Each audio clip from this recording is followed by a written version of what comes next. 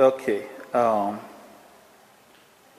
What are the things that a person must disclose or tell the person before marriage? I understand that some things is private, and the church says, you don't have to say that. But there are specific things that you don't have to tell your whole story before marriage, but is there specific things that you must disclose to the other person before you get married so the other person later is not surprised? Transparency is very important. If it is mandatory in the worldly corporations, how about above and beyond? It's in marriage. Anything that can potentially affect me a way or another after marriage, the other person has to be aware of, no matter when it happened. Is there any examples? Can I keep it to myself? No, because you're on camera. Okay, let me say it again. Anything that can affect the common plan that we're gonna be sharing with someone is gonna share his/her life with a person, so he has to be transparent, she/she, about it, period. Anything that can affect that marriage. I can't give you many examples, but I'm not gonna. There are many things. For example, about the quality of life, and if someone is a compulsive liar, for example, he has to say it in like, this is my weakness and I need to work on it, because it's gonna be discovered anyway, like something comparable to this. Anything that I have done in my past, and it's gonna be discovered anyway, and people around me, they knew it, but the person who is gonna be link his life to my life, and because he/she was not around me at that point of time, is unfair that I keep this piece of information from him/her, though other people they are aware of something like this. This is applicable spiritually from the human standpoint of view, and from the public record. If like I was jailed, for example, I have to tell. I have a problem with my anger. Definitely she's gonna realize, or he, but the thing is, yeah. Okay. So in regards to keeping privacy or secrets from each other, especially in marriage, I feel that sometimes we're afraid if we expose our secrets to each other, it may cause some conflicts in the relationship or in the marriage. Why? Because we do not, when something happens, or let's say we did something bad in the past, we try to keep that information from one another because we know that we're not going to be able to forgive, or we may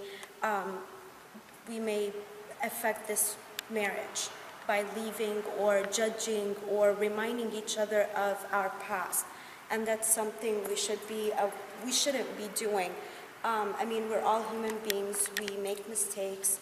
We shouldn't be afraid. I mean, if we're able to talk to God and God himself was able to forgive our sins, I don't think it should be an issue to expose that secret, whatever it is, whether you were in jail before, or you were arrested for some sort of drugs, or you were addicted to a drug, or anything else that you've done in the past, and you're trying to be a good person, and God had forgiven you for it. I don't think you should be afraid of that person you're going to be with, because he may judge you, or she may judge you because of what she did in the past.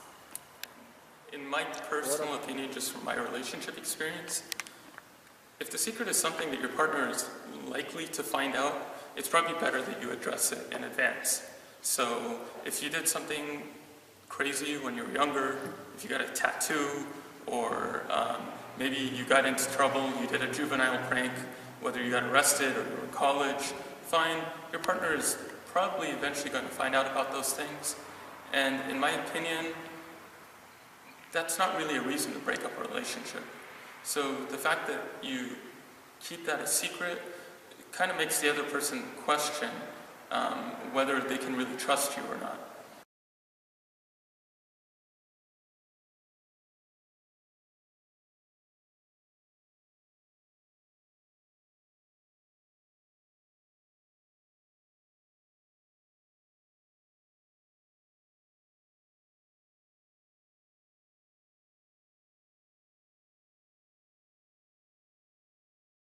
Is it wrong for somebody that's married to spend time with their friends and not with their significant It's other? wrong.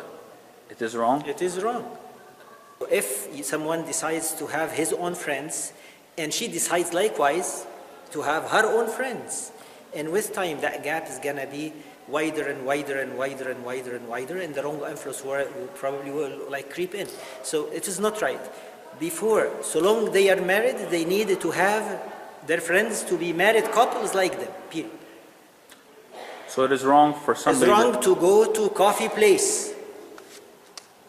It is wrong to go to a coffee place, to ahwa, for example, to sit with my friends. It's wrong. It's not right. even if your friends are the same gender as you are, if they are male friends, It's good that with full respect to any place, but I have the right to disagree. It's good that to have a place common together with your married couples and enjoy time together, but not every week, not every week.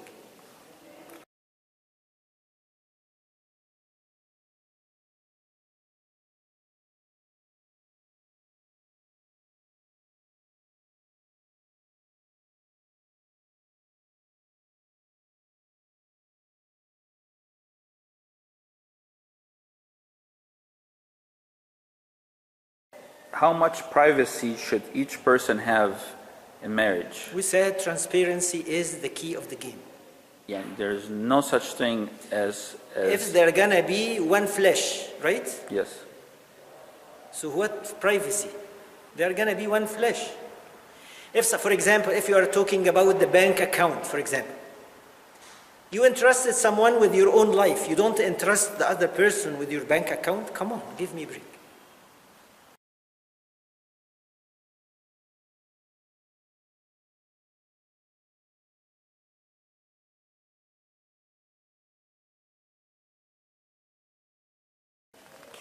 How does a person deal with a partner that has a bad habit, for example, if they drink?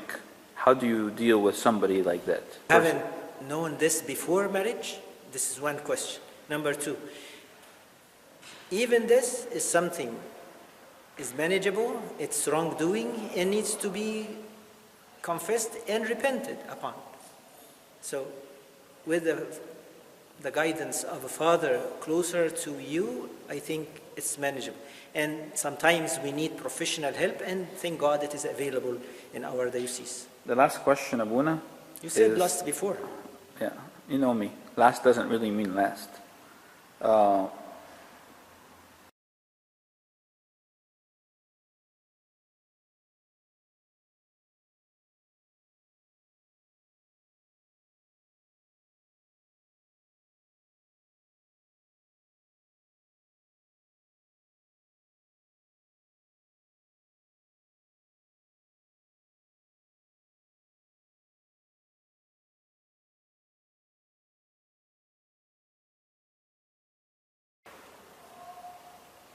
And take your time, it's all edited. No, I'm just laughing. Okay, let me tell. What actually we said, if someone does not work on the adjustment, will lead to schism that it will increase with time. If someone leads family members to intimidate the partner, it will lead to a gap, can increase with time if they don't work on it. If they surrender to the wrong influence of friends, or with time they can't live without their friends, and if their friends they are not available, so the life is so boring they can't live together, this schism will be wider and wider with time if they don't work on them. So the thing is, like the three common problems that they can encounter, if they don't both work on them, definitely they can lead to a disaster. Attend church together, meetings together, read the Bible from time to time when they meet outside. It's not just about like getting to know each other or having coffee or going to a party or meeting outside, but they should always have some time with each other, with God. So they should always read like a verse or two or a chapter from the Bible. They should talk about things from the Bible, discuss it with each other. you should also attend like once a month or twice a month, some sort of a meeting at church, or go to Sunday school, not Sunday school, I mean to church on Sundays together. It's very important to have God in the middle, besides just going out or partying, or, I mean, it's good to get to know each other and spend some good time with each other, but it's very important to have God in the middle of this.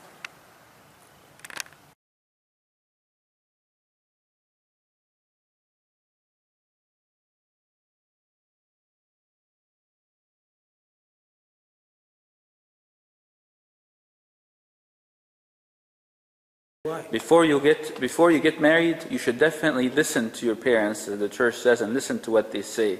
But afterwards, you have to separate them completely. Yeah. So can you just, in your own words, explain how the parents' role is during engagement Before or before marriage, you listen to them. Can you but say after- parents? Can you start saying to the parents? Before marriage, you are gonna listen to your parents, very important. But after marriage, with this newly